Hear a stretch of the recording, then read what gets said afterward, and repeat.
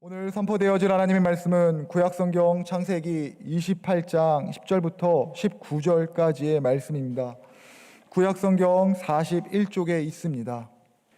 하나님의 말씀을 제가 봉독해 드리겠습니다. 야곱이 브엘사바에서 떠나 하란으로 향하여 가더니 한 곳에 이르러는 해가 진지라. 거기서 유숙하려고 그곳에 한 돌을 가져다가 베개로 삼고 거기 누워 자더니 꿈에 본즉 사닥다리가 땅 위에 서 있는데 그 꼭대기가 하늘에 닿았고 또 본즉 하나님의 사자들이 그 위에서 오르락 내리락 하고 또 본즉 여호와께서 그 위에 서서 이르시되 나는 여호와니 너희 조부 아브라함의 하나님이요 이삭의 하나님이라.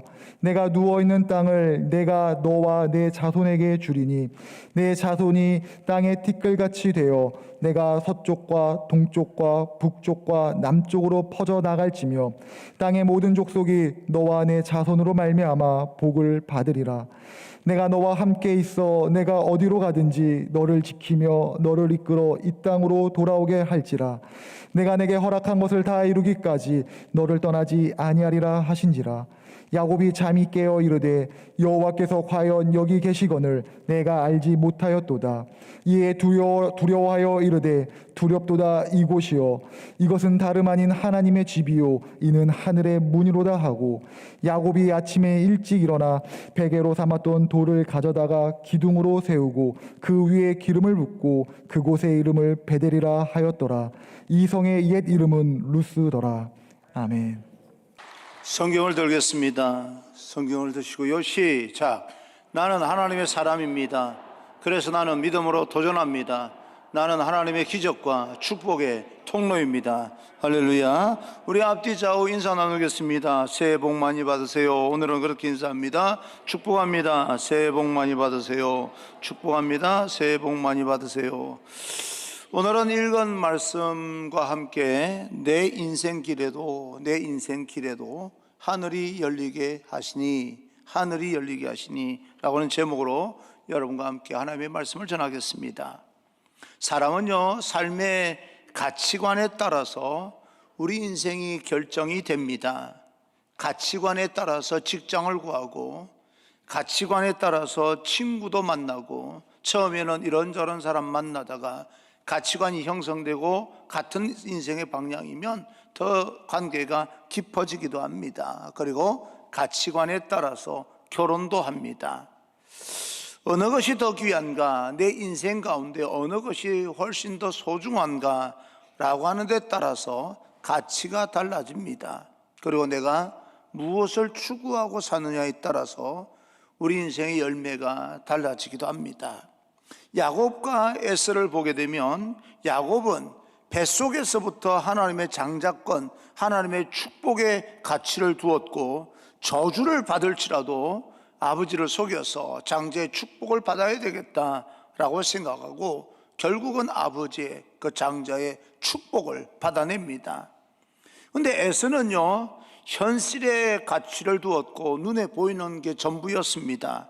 비록 붉은 죽 한 그릇에 장자권을 팔았다고 해서 정말 내 인생이 어떻게 잘못될까라고 하는 생각, 그런 생각을 가지고 있었던 사람입니다. 뭐 그게 별게 있겠어? 라고 생각을 했던 사람입니다. 그러다가 정말 그 인생이 하나님 앞에 선택받지 못하는 그런 인생이 되고 맙니다. 다윗과 사울이라고 하는 사람을 비교해 보면 다윗은 하나님께 그 인생의 가치를 두었습니다. 그래서 하나님의 얼굴 보기를 그렇게 원하며 살았고 결국에는 하나님께서 내 마음에 합한 자다, 내 마음에 드는 자다, 그렇게 칭찬을 받았던 반면에 사울은 같은 기름 부음을 받았음에도 불구하고 세상 명예와 세상 권력과 권세에 더 많이 가지고 삶으로 인하여서 결국에는 모든 것을 잃어버리는 인생이 되고 맙니다. 사람은 어떤 것이 내 인생 중에서 가장 소중한가, 그런 가치관에 따라서 인생이 그렇게 달라질 수 있다는 것을 성경은 우리에게 말씀하고 있습니다. 하나님을 섬기는 우리들은, 믿는 사람들은 이미 땅의 사람이 아니라 하늘의 사람이기 때문에 우리는 하나님의 관점에서 세상을 해석하는 그런 하늘의 가치관을 가지고 살아야 됩니다. 땅의 가치관을 가지고 살면 안 되는 사람들입니다. 하나님 보시기에 어떤 것이 내 인생 가운데 중요한가, 어떤 것이 더 소중한가 라고 하는 것입니다. 헤롯 왕은 40년 동안이나 황금과 흰 대리석으로 성전을 굉장히 멋있게 지었습니다. 제자들도 성전을 볼 때 그 마음이 탄복할 정도로 그 성전을 아름답게 지었는데, 그런데 예수님께서는 그 성전을 헐어라, 그러면 내가 사흘 안에 다시 짓겠다라고 말씀합니다. 사도행전 15장 16절을 보게 되면 이후에 내가 돌아와서 다윗의 무너진 장막을 다시 지으며 또 그 허물어진 것을 다시 지어 일으키니 라고 이야기를 합니다.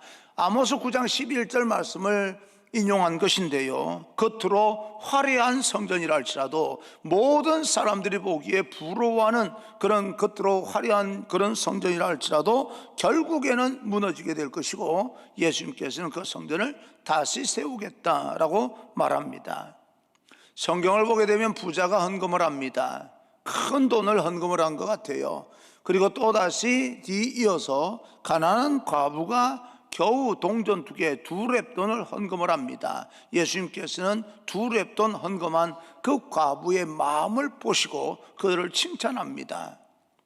여러분, 예수님께서는 황금으로 성전을 짓는다고 해서 큰 헌금을 헌금했다고 해서 큰 돈을 헌금했다고 해서 싫어하는 분은 아닙니다.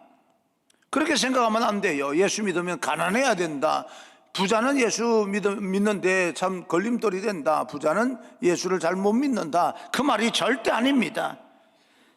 하나님께 내가 어떤 것을 드리는 그런 마음의 동기, 내가 내 인생 가운데 어떤 것을 가장 소중한 가치로 여기고 사느냐라고 하는 그 마음의 중심을 보신다는 것이지, 겉으로 드러난 큰 돈은 싫어하시고 작은 돈만 좋아하신다, 황금은 싫어하고 뭐 그런 뜻은 아닙니다.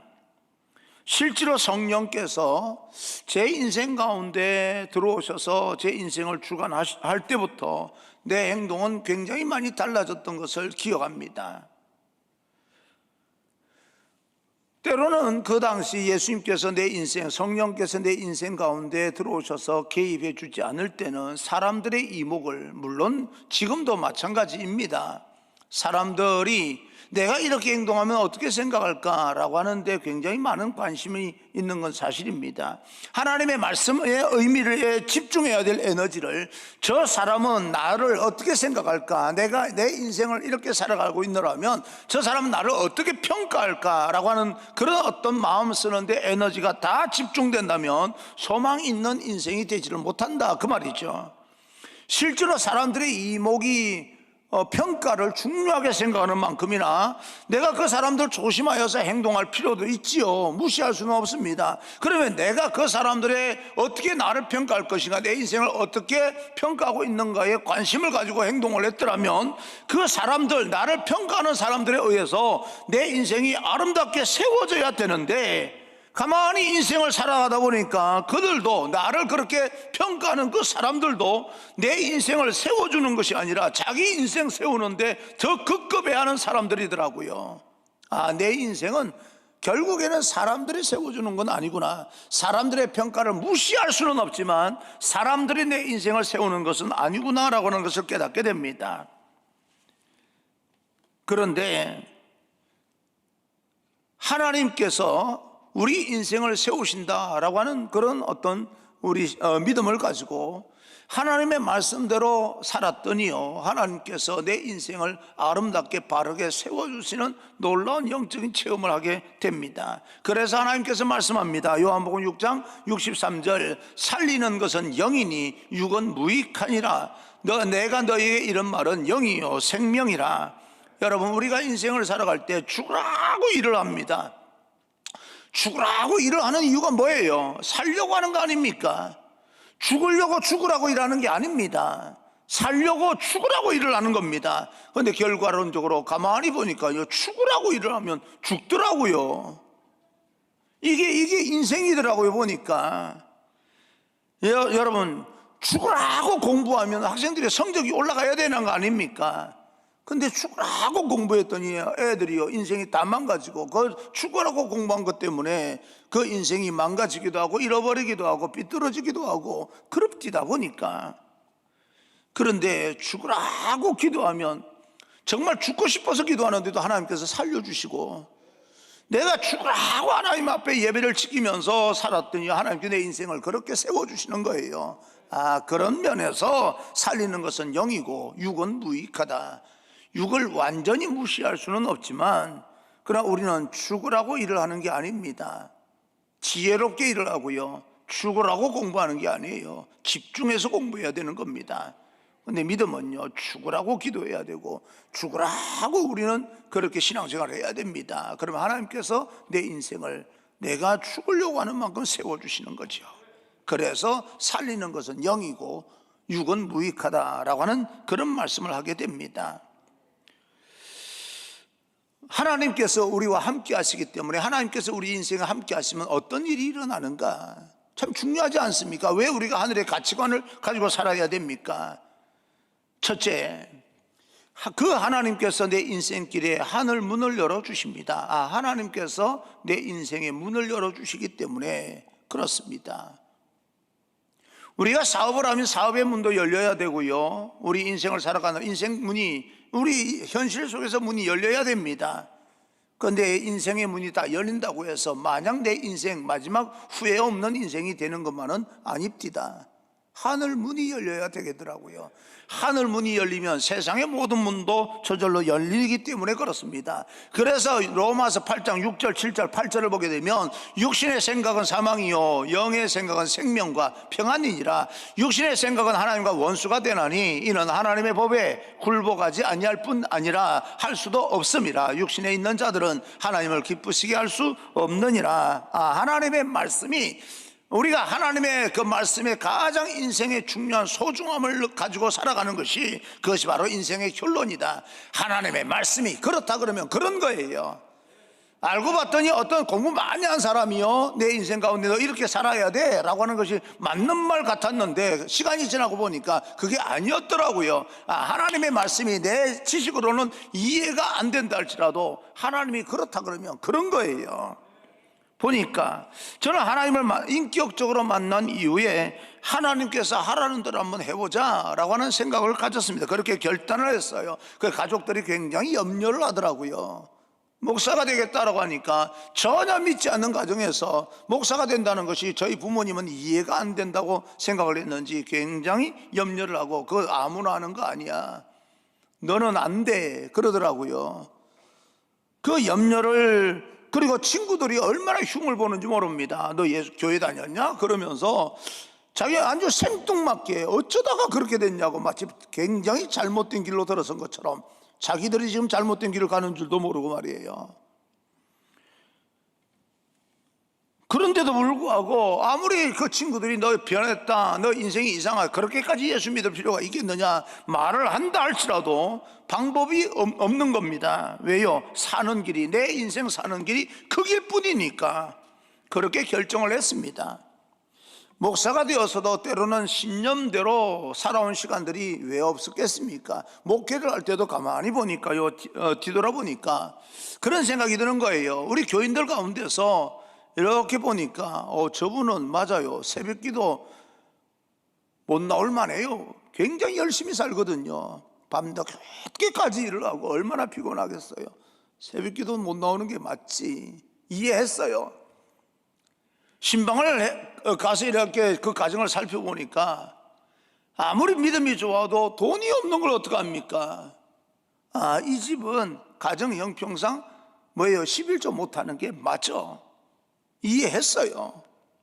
청양에서 목회를 하는데 신방을 갔더니요, 어느 권사님이 저에게 그렇게 이야기를 하는 겁니다. 목사님, 주일날 헌금을 하는 게 부담이 돼서 주일날 교회를 못 나오겠다는 겁니다. 아니, 요새 최저생계비 나오잖아요. 우리가 이 시골에서 정말 가장 기본적인 그런 어떤 이 생계비가 나오지 않습니까? 그런데 자녀들하고 이렇게 저렇게 호적이든 뭐든 뭐 이렇게 얽혀 있어서 그것도 안 나온다는 거예요. 근데 외부에서 들어오는 것도 없고, 그리고 먹고 살기가 너무 힘들어서 정말 가만히 보니까 주일날 1,000원 헌금하기도 버거운 거예요. 그런 집이 있습니다. 여러분, 지금 우리가 아무리 뭐 코로나 팬데믹 때문에 힘들다 어렵다라고 말하지만, 그래도 1,000원 헌금하는 게 부담이 되어서 믿음은 있는데 교회는 나오고 싶은데 교회를 나오지 못하는 부담스럽게 생각하는 사람도 있습니다. 그런 사람이 있더라고요. 충분히 이해했어요. 주일날 교회 못 나올 만하구나. 그러면서 성경을 읽다가 엘리야가 사르밧 과부에게 마지막 먹고 죽을 그 음식을 나에게 달라라고 말하는 장면을 보면서, 내가 사람들 이해하는 건 좋은데 엘리야가 만약에 그 사르밧 과부에 있는 마지막 음식, 먹고 죽을 것 같은 그 음식을요, 그냥 내가 이런 가정에 와서 이 사람들 이 음식까지 뺏어 먹으면 내가 이게 말이 됩니까? 충분히 이해가 되잖아요. 그래서 다른 집으로 얻어먹으러 가셨다면 이 집은 정말 죽었을 거예요. 내가 아무리 이해가 된다 할지라도 그럼에도 불구하고 새벽기도 나오셔서 기도해야 됩니다 라고 권면해야 될 때가 있고, 그럼에도 불구하고 믿음으로 11조 한번 해봅시다 라고 말할 때가 있더라고요. 왜요? 축복의 길이, 하늘문이 열리게 만들기 위해서 말입니다. 내가 충분히 이해하고 충분히 받아들이고 그렇게 하는 것이 내가 그냥 내버려 둘 수 있는 그런 형편, 이건 내가 그냥 내버려 둬야 돼 라고, 그게 맞는 거야 라고 생각하는 것이 하늘 문을, 축복의 문을 닫아버리는, 내가 이해하는 것이, 내가 그 사람을 내버려 두는 것이 하늘의 통로를 막아버리는 행위였구나 라고 하는 생각이 들 때가 있더라고요. 여러분, 어떻게 해야 됩니까? 제가 여러분 다 이해를 해드리고 이해되는 대로 살도록 내버려 둬야 되는 겁니까? 권면해서라도 돌파하게끔 만들어 나가야 되겠습니까? 그 고민이 때로는 굉장히 깊어질 수밖에 없습니다. 그런데도 불구하고 그래도 결론을 내렸습니다. 하나님의 말씀대로 권면해보자. 기도하십시오. 믿음으로 하나님 앞에 나가십시오. 그것이 여러분 축복의 길이 열리는 길이고 하늘문이 열리는 길입니다. 우리가 왜 그렇게 살아야 됩니까? 왜 하나님을 바라보며 하늘의 가치관을 가지고 살아야 됩니까? 왜냐하면 하나님은 절망 가운데 우리를 일으키시는 분이고, 하나님은 우리로 하여금 꿈을 꾸게 만들어 주시는 분이고, 결국은 그 꿈이 이루어짐으로 나를 웃게 만드시는 분이고, 그리고 내 인생 가운데 결국에는 신나게 만들어 주실 분이 하나님이시기 때문에 우리 하나님의 가치관을 가지고 살아야 되는 겁니다.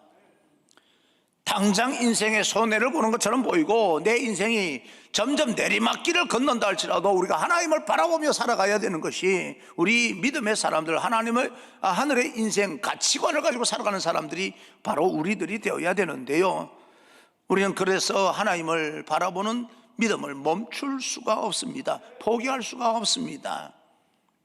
요셉이 하나님 말씀 철저하게 순종했을 때 어떤 일이 일어납니까? 감옥에 갇히기도 하고요, 억울한 일을 당하기도 하고 노예로 잡혀가서 험한 꼴을 다 당하며 삽니다. 다윗이 하나님의 말씀에 철저하게 순종하면서 하나님의 얼굴을 구하며 살려고 노력을 했을 때 사울의 칼날을 피하면서 도망자로 살아야 됐습니다. 때로는요, 죽음의 위협을 무릅쓰고 블레셋 지역에 들어가서 자존심 다 내려놓고 미친 척하면서 위기를 극복할 때가 있었던 거예요. 어떤 사람은 말합니다. 나는 자존심 하나 가지고 살아. 그래서 나는 자존심 때문에 나는 여기서 굽힐 수가 없어. 갈 때까지 한번 가보는 거야. 그러다가 인생 망치는 사람이 얼마나 많습니까? 결국 다윗처럼 하나님께서 위대한 이스라엘의 가장 위대한 왕으로 쓰임받겠다라고 그렇게 그걸 믿는다면, 그까지 자존심 그 과정 중에 한 번쯤은요, 모욕당하고 미친 척하면 그게 뭐 그렇게 대단한 것입니까? 하나님께 나를 위대한 인물로 사용하실 텐데. 그런 생각이 드는 거예요.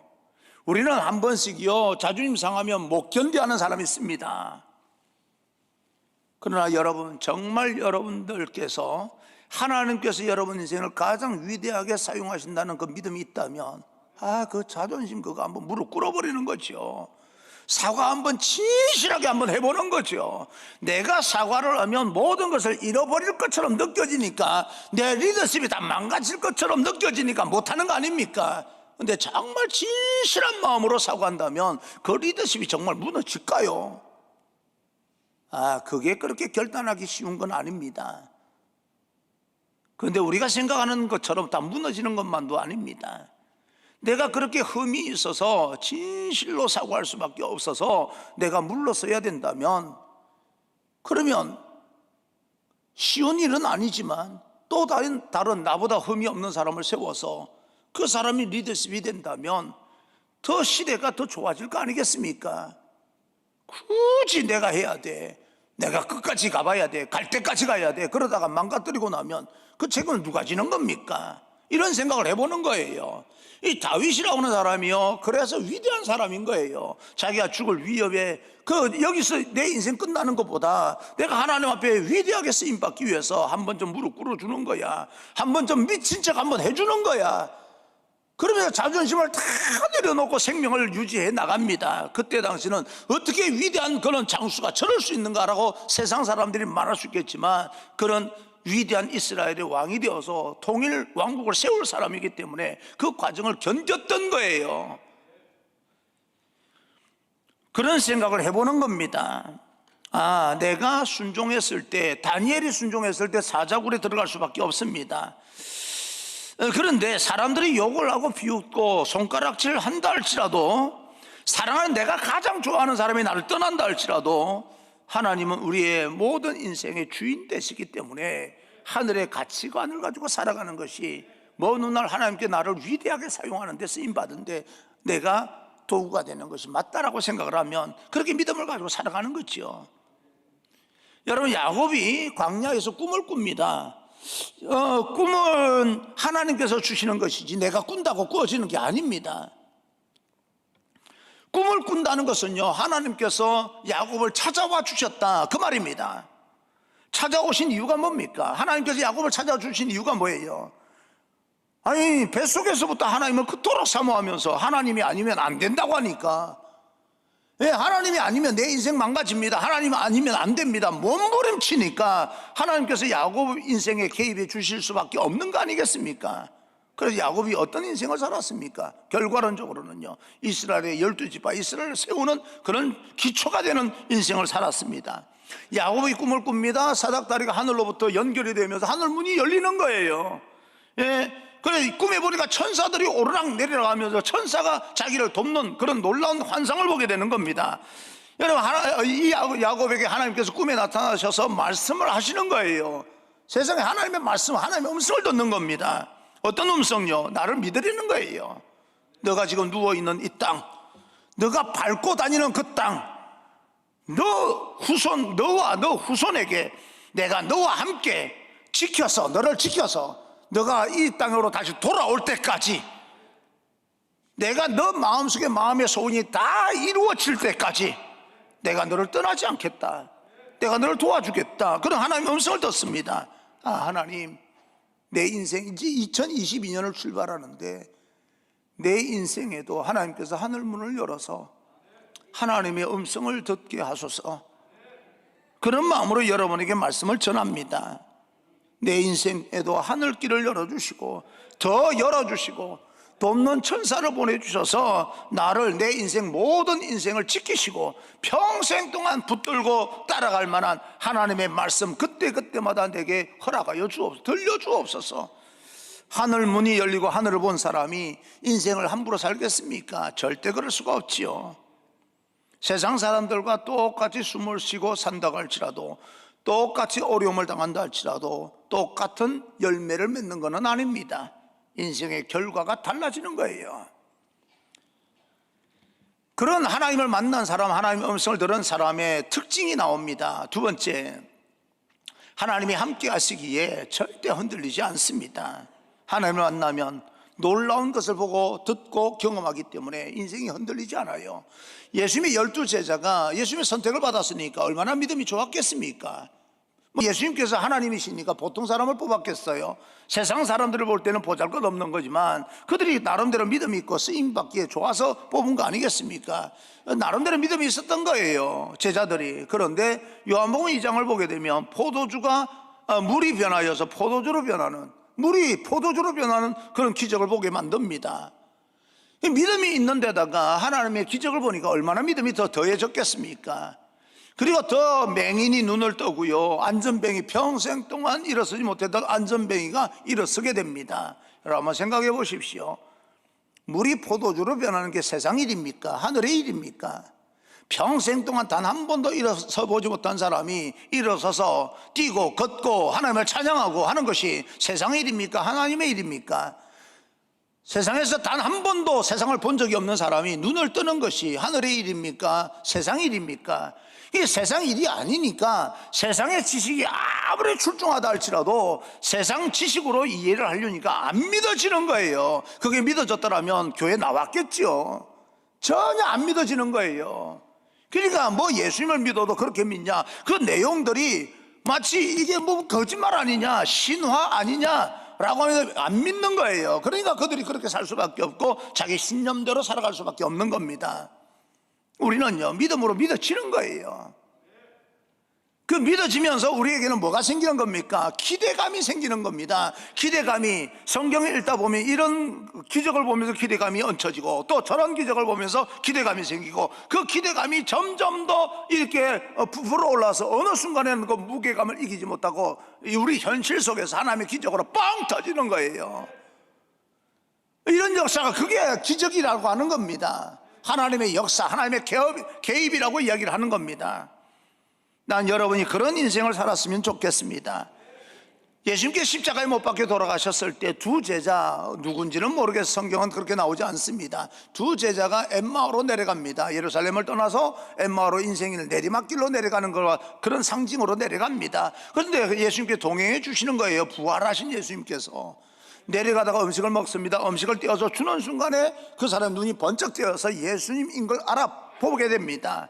그런데 예수님인 것을 알아보는데 한 사람은요, 거기서 깨닫고 다시 예루살렘으로 올라가서 예수님의 제자로서 복음을 전하는 사람이 되는 반면에 한 사람은 예수님인 줄 알고도 내려가는 엠마오로 그대로 내려가 버립니다. 왜 예수님을 똑같이 만났는데 한 사람은 올라가고 한 사람은 내려갈까? 그런 어떤 현실이 우리 현실 속에서 있을 수 있다는 거예요. 그래서 하나님께서 말씀합니다. 내가 너와 함께한다. 염려하지 마. 불평과 원망하지 마. 걱정하지 마. 두려워하지 마. 나는 너 마음에 있는 소원이, 나를 향한 그런 어떤 소원이 이루어질 때까지, 그것이 어떤 것이든 이루어질 때까지 나는 너를 떠나지 않을 거야. 그런데 그런 가운데서 하나님께 그렇게 말씀해 주시는데도 불구하고 고린도전서 10장 5절을 보니까 그러나 그들의 다수를 하나님이 기뻐하지 아니하셨으므로 그들이 광야에서 멸망을 받았느니라. 하나님께서 기뻐하지 않는 사람도 있다는 거예요. 정말 여러분, 우리가 만약에 그런 환경 속에 들어간다면 우리는 어떨까라고 하는 생각을 해봤어요. 나는 어떨까? 하나님께서 애굽에서 모세의 인도를 받고 광야로 나오게 만들었습니다. 40년 동안 단 하루도 구름 기둥과 불 기둥을 걷어간 적이 없습니다. 낮에는 그 태양볕 시원하게 하시기 위해서 구름 기둥으로 양산을 만들어 주셨어요. 그래서 이렇게 양산, 거대한 양산으로 해를 가려 주셨어요. 그러니까 그 안에서 살아갈 수가 있는 겁니다. 밤에는 너무너무 추우니까 거대한 히터를 틀어준 거예요. 따뜻하게 자라고. 지금 뭐예요? 단 한 번도 하나님의 손길이 벗어난 적이 없는데도 불구하고 그 우산, 양산, 큰 구름 양산으로 혜택을 받고 있는데도 불구하고 거대한 히터로 따뜻하게 잠을 자는데도 그 하나님의 혜택을 받고 있는데도 불구하고 이스라엘 백성들은 원망하고 불평합니다. 그 아래에서 내가 하나님이 이탈해서 고통을 받을 때 원망하고 불평한 것이 아니라 모든 혜택을 다 받고 있는 그 순간에도 원망하고 불평합니다. 나는 어떤 인생을 살아가고 있는가? 홍해 바다가 갈라지는 현상들, 이 쓴물이 단물이 변하고 뭐 여러 가지 기적이 일어나는데도 불평하는 사람으로 하나님께서 기뻐하지 않는 사람으로 살아가고 있는가? 아니면 하나님께서 기뻐하는 사람이 되고 있는가? 사람 눈에는 충분히 원망할 만합니다. 사람 눈에 볼 때는 불평할 만하지요.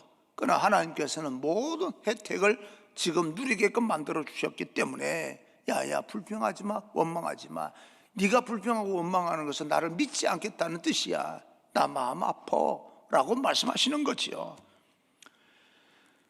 그런데 하나님의 기적을 직접 하나님을 만나면서 야곱처럼 그 꿈을 통하여서든 어떤 현상을 통하여서든 하나님을 만나게 되면 우리 안에 있는 원망과 불평과 또 의심과 불신 이런 모든 것이 순식간에 사라집니다. 놀라운 능력이 있어요. 그래서 우리는 셋째 새로운 세계에 대한 기대감으로 출발합시다. 여러분 하나님 앞에 기도하는 것도 대단히 중요합니다. 나는 여러분이 기도의 사람이 됐으면 좋겠습니다. 그런데 기도하는 만큼이나 기대감이 높아져야 됩니다. 하나님께 내게 역사하신다. 전혀 기도하는데도 불구하고 기대감이 없습니다. 1시간 동안 교회 나와서 열심히 기도하는데 막 부러지고 몸부림치는데 정말 믿음이 좋은 것처럼 느껴졌는데 기도하고 나서 뭐 하나님께서 들어주시든 말든 난 상관없어, 기도했으니까 내가 끝났어 라고 말한다면 기도 뭐 하려고 합니까? 기도하는 만큼 기대감이 높아져야 되는 거죠. 기도하는 만큼 믿음에 확신이 생겨야 되는 거죠. 말씀대로 된다, 맞는 말인데요, 말씀대로 살아가는데 하나님의 말씀을 듣고도 기대감이 전혀 내 마음에서 기대감이 없다면 그 말씀이 무슨 능력이 있겠습니까? 말씀은 우리 마음속에 기대감, 믿음을 통해서 역사하는 거예요. 하늘문이 열린다라고 하는 것은 새로운 시작입니다. 야곱은 그 광야에서 아무도 없는 데서 홀로 이미 시작된 줄 알았는데 여기서부터 시작이 된 거예요. 하나님을 만남으로 인하여서. 그동안 우리는 인생을 살아왔습니다. 그런데요 2022년을 맞이하면서 지금 여기서부터 시작되는 거예요. 여기서부터 우리 인생은 과거에 살아온 것을 완전히 무시하고 없애버려라, 지워버려라 라고 하는 것은 아니지만 그 과거에 살아온 시간을 다 그럼에도 불구하고 가슴에 담고, 그러나 우리 인생은 지금 여기서 시작되는 거예요. 지금 하늘문이 열리는 겁니다. 지금 하나님의 음성을 듣고 있는 겁니다. 근데 하늘문이 열린다라고 하는 것은 무슨 뜻입니까? 계시록 1장 1절과 4장 1절 2절을 보게 되면 반드시 속히 일어날 일들을 그 종들에게 보이시려고 그의 천사를 그 종 요한에게 보내어 알게 하신 것이라. 이후에 마땅히 일어날 일들을 내가 내게 보이리라 하시더라. 내가 곧 성령에 감동되었더니, 하나님께서 내가 내 인생 가운데 어떤 일이 일어날지 미리 보이시는 것이 바로 하늘문이 열린다는 뜻입니다. 내 인생 어떻게 하나님께 축복해 주실지 안다면 우리가 지금 당하는 고통과 환난, 거기 무서울 게 또 뭐가 있겠습니까? 하나님께서 나를 어떻게 사용하신다고 딱 그림을 보여주셨는데 말입니다. 하나님께서 성경을 보게 되면 다윗을 위대한 이스라엘의 왕으로 부르실 줄 누가 알았습니까? 아무도 몰랐어요. 단지 그 집에 가서 내가 지명한 한 사람에게 기름을 부어라 라고 하는 말씀을 듣고 사무엘이 그 집에 가서 기름을 붓기 위해서 준비한 것밖에 없어요. 그 당시에 가장 영적이라고 하는 사람은 사무엘도 몰랐어요. 사무엘도 몰랐던 일들, 가족들도 다윗을 그냥 그 막내로서 양이나 지켜라 하고 그냥 들판에 내보내버린 사람입니다. 누가 다윗을 그렇게 위대한 왕으로 부르실지 아무도 몰랐던 거예요. 근데 하나님께서 그 마음에 합한 자라 지목하여서 기름 붓게 만듭니다. 기름 부음을 받고 나서부터는 그는 왕이, 하나님께서 나를 왕으로 세우시는 거구나. 그래서 어떤 고난도 참고 인내하는 거지요. 자존심 상하면서 미친 척하고요, 침을 흘리면서 그렇게 살아가는 겁니다. 왜요? 하나님이 나를 위대한 인생으로 만들어 주실 거니까. 내가 지금 미친 척하면서 자존심 다 상하면서 사람들에게 모욕을 당하면서 그렇게 살아간들 그건 내가 하나님께서 결국은 위대하게 만들어 주신 인생이라면 그까짓 거 왜 못 견디겠습니까? 그런데 문제는요, 하나님께 내 인생 어떻게 역사하실지 모르니까 문제예요. 모르니까 불안한 겁니다. 근데 하늘문이 열린다는 것은 그것을 보여주겠다는 거예요. 미리 말입니다. 우리 안에 하나님의 부르심의 축복이 있습니다. 여러분 함부로 하나님께서 여러분 부른 거 아닙니다. 하나님의 계획 아래서 여러분 한 사람 한 사람 불렀습니다. 그럼 우리는 어떤 믿음을 가지고 살아가야 되는가? 시편 18편 2절을 보게 되면 여호와는 나의 반석이시요 나의 요새시요 나를 건지시는 이시요 나의 하나님이시요 내가 그 안에 피할 나의 바위시요 나의 방패시요 나의 구원의 뿌리시요 나의 산성이시로다. 그러므로 하나님께서 함께 하시기에 하늘 문을 열어서 내 인생길을 보여주실 것이기에 나는 그 믿음을 가지고 내 인생을 흔들리지 않겠다. 코로나 팬데믹이 온다 할지라도 어떤 상황 가운데 일지라도 예수님의 음성을 한번 들어보십시오. 너희가 세상에서 환난을 당하나 충분히 고통을 당하고 충분히 다른 사람처럼 살아갈 수 있으나 그러나 염려하지 마. 내가 세상을 이긴 것처럼 너도 세상을 이기게 될 거야. 그 말씀이에요. 그러니 우리는 인생을 흔들리지 아니하고 하나님의 부르심에 반응하면서 올 한 해도 그런 믿음 가지고요 기죽지 마시고 당당하게 나는 하나님의 사람이기에 회복을 넘어서서 반드시 번성의 축복과 부흥의 축복을 누린다는 그 믿음을 가지고 또 출발해 보는 거지요. 그렇게 믿음을 가지고 출발하는 사람들에게 하나님께서는 놀라운 축복의 열매를 주실 줄로 믿습니다. 그 열매가 기다리고 있다는 사실을 깨닫고 2022년 당당하게 출발하는 귀한 여러분 되기를 주님 이름으로 축원합니다.